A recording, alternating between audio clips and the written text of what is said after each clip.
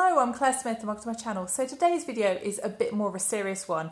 I was reading the BBC's news website back at the end of May, I think it was the 28th of May this article came out, and it basically revealed that a couple of fragrance houses had been using child labour to harvest flowers that were going into their fragrances. And I just thought it was important to highlight this and to talk about this because I haven't seen anybody discussing this here on YouTube. So if you are interested, then please do keep watching. If you haven't seen me before, I'm Claire Smith. I make videos all about perfume, perfume science, perfume history, perfume psychology, and I also just do some straight perfume reviews and also fun perfume tags, but I also talk about more serious issues like this one. So if this kind of thing interests you, then please do consider subscribing, and also please like this video if you do find this content useful. So what has the BBC found? Well, I'm going to link the article in the description box, so if you do want to go away and check it out for yourselves, then you can do that. But I'm just going to summarise it here. So the BBC have found that children as young as 5, but more routinely between the ages of 12 and 15, are being used to pick jasmine in Egypt. And that jasmine is then going through supply chain and is ending up in fragrances marketed by Aerin and also by Lancome. So if you're a fan of fragrances, you will know that jasmine is really a very critical ingredient. It's used in a lot of fragrances. It's been said that a fragrance isn't a fragrance without jasmine. Sometimes jasmine is something that's very background in fragrance. You may not smell it, but it may actually still be there.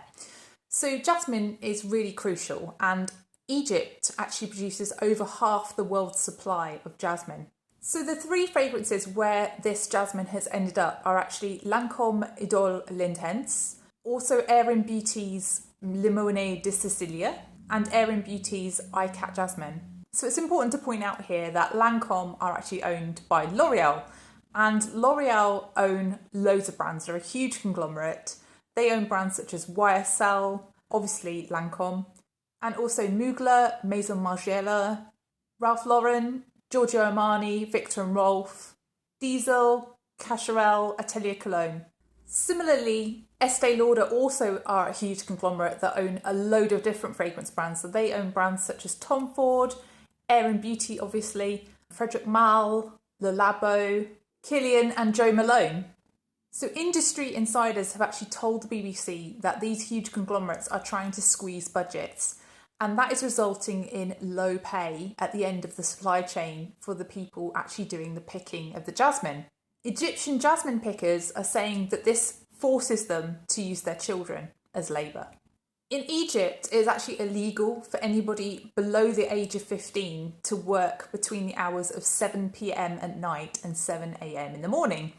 And that's interesting because jasmine is harvested at night.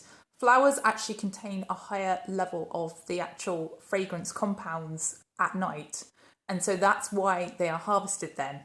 So Egypt's child labour laws are clearly a little out of date because, child labour is not something that's allowed in too many countries around the world these days. But there are draft laws in process to actually update their law, which dates from 1909. So these draft laws would actually forbid the employment of anybody under the age of 15, although training in professions will still be allowed for children aged 14 and above. Those laws are sadly still in draft form. But it does not negate the fact that these fragrance houses have been using children to actually harvest their flowers, even if it is only illegal because those children are working during the night. So the BBC actually used undercover filming of the 2023 Egyptian jasmine harvest to find this out, but also they then subsequently looked at the supply chains that are used by L'Oreal and also by Estee Lauder in order to find out, firstly, where that jasmine was going and which fragrances it was ending up in. And they also looked into whether those perfume conglomerates actually conduct audits of those supply chains to see whether those conglomerates actually care where that jasmine comes from and how much the people picking it are actually paid. So the BBC investigation actually showed that people get up around 3 a.m. to harvest jasmine, and that's again because they need to get to the jasmine before the sun's out. And one picker that they followed had actually her 4 children with her, and they were aged between 5 and 15. Most people who actually pick jasmine earn money based on the amount of jasmine that they pick. So more flowers mean more wages. Just to put this into context, the night that the BBC filmed that family of 5, so the mother and the 4 children, they managed to pick 1.5 kilos of jasmine flowers.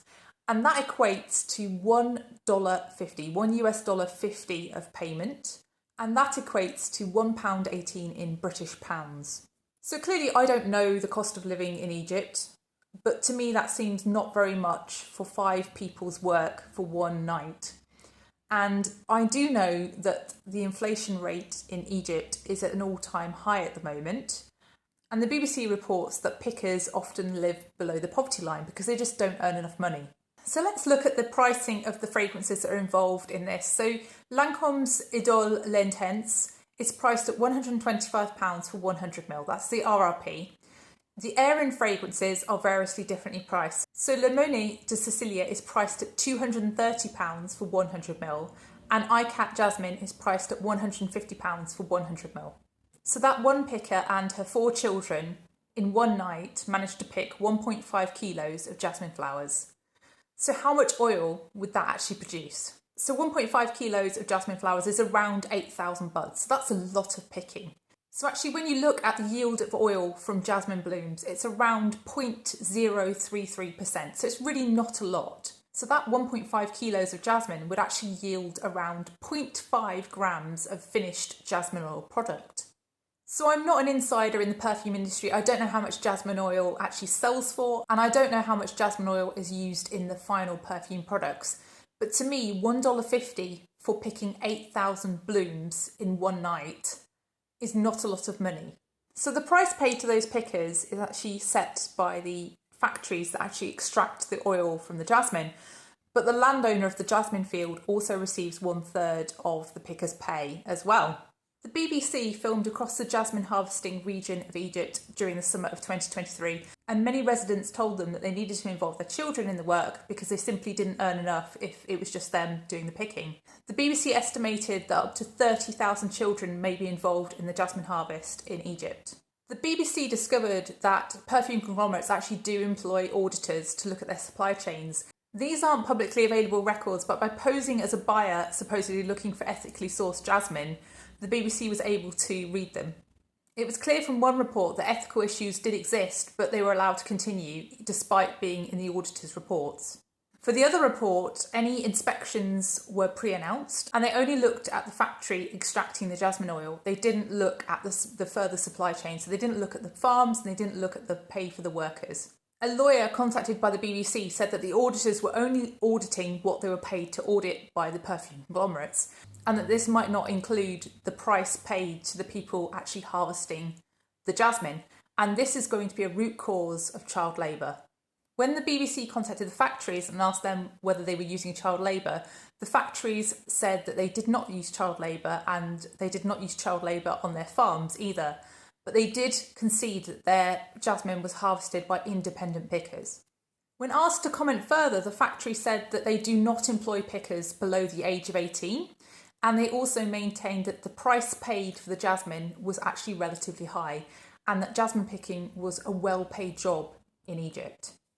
A second factory maintained that the BBC's investigation was based on misleading information. When the perfume manufacturers were actually contacted, so Givaudan, who makes L'Idole Intense for Lancome, they said that this finding from the BBC was deeply alarming, and they said that it was incumbent on all of us to prevent the use of child labour. Firmenich, who actually make iCat Jasmine and also Limone de Sicilia for Aerin Beauty, said that they had actually switched supplier within Egypt and that they are continuing to look at their supply chain to try to address the issues within it. L'Oreal maintained that it was committed to upholding the highest standards of human rights, but they said that despite their strong commitment, they realised that there were risks in their supply chain where these standards would not be upheld, and they were trying to address this. L'Oreal further said that when they do identify potential risks, they always conduct an assessment and try to eliminate or mitigate the risks, especially where child labour is concerned. L'Oreal maintained that they would never request that a fragrance house go lower than the market rate for any ingredient used in their fragrances. L'Oreal added that they are seeking to ensure that farmers and pickers are paid a decent wage and that human rights, laws, policies and practices are in place to prevent child labour. Ahead of this year's harvest, which will have started already, it starts in June normally, L'Oreal have said that they have put in action plans with their suppliers and they will be monitoring the situation to see the effectiveness of the policies that they've implemented. In response to the BBC's investigation, Estee Lauder also added that they are committed to the rights of children and that they have contacted their suppliers to investigate this very serious matter. They are also trying to gain further transparency in the supply chain and to improve the lives of the communities that actually do the harvesting. So for me, there are things here that do shock me and don't shock me. So the things that don't shock me are that people are being paid this little. We all know that there's a ginormous markup on fragrances, and we know that ingredients are sourced from developing countries. And that price pressure to keep those ingredient costs low is just a gathering storm, isn't it? It's going to promote child labour. And the only thing that's going to prevent child labour are laws, policies, and a great auditing system from the people who are actually requesting the product. What I am shocked about is that large conglomerates such as Estee Lauder and L'Oreal did not have better eyes on their supply chains. You would think that this investigation would be such a terrible news story for those two perfume conglomerates. And you would think that this would be something that would just be a nightmare for them. It's such a negative news story for them to be associated with this kind of thing. But I also understand the costs involved in monitoring supply chains. It must be a very costly thing for them to do, but it is something they should be doing, and they should be doing well. My worry with this is that if they actually prevent child labour in this industry, then people like that woman who was picking Jasmine all night with her 4 children and picking only 1.5 kilos is actually going to get a lower wage because she won't manage to pick 1.5 kilos just on her own. That's going to be something that's actually going to earn her less money. So really what needs to happen is that the perfume conglomerates need to make the factories pay the workers more money. The other thing that shocks me here was that the use of child labour in harvesting jasmine in Egypt from the BBC's investigation seems pretty widespread. It seems like this is a normal practice, that children are just involved. And that really makes me wonder how widespread this issue is in other harvests. Have I actually bought a fragrance that has oil in it that's been processed from blooms that have been harvested by children at 4 a.m? I really hope I haven't, but I wouldn't be surprised if I had. It also really shocked me that child labour in Egypt is only illegal if it's during the night. That's crazy to me. I mean, I know their laws are outdated, I know they're reviewing them, and I really hope they do that speedily.